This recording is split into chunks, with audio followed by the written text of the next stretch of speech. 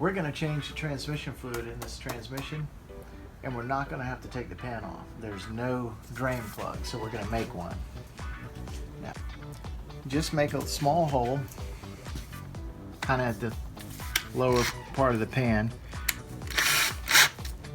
Use a short drill bit so you don't hit any of the filter inside of the transmission. And it's going to spill right when I go through, so you're going to have to move your drill quick or you'll get transmission fluid on you.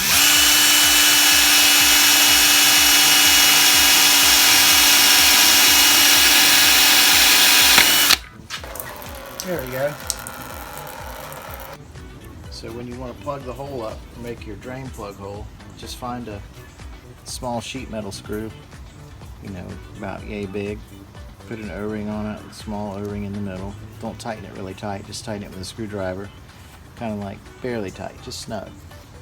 Make sure it doesn't leak, you're good to go. If you can't find that, if you can't find the O-rings, you might want to cut a little piece of a thin cardboard, like the cover of a notebook, or something like that. Watch TV now. Wait for it to drain.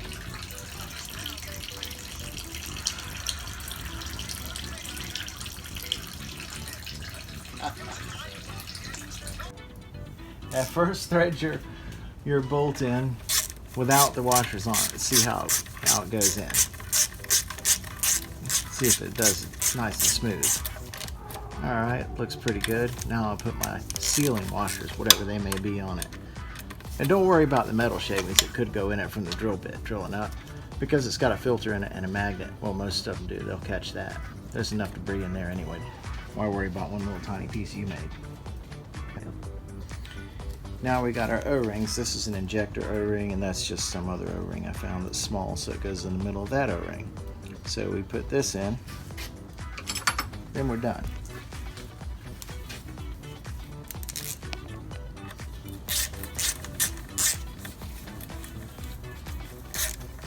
When it's an O-ring, you don't have to tighten it very tight. It'll center itself with the other O-ring, about like that. You're good to go.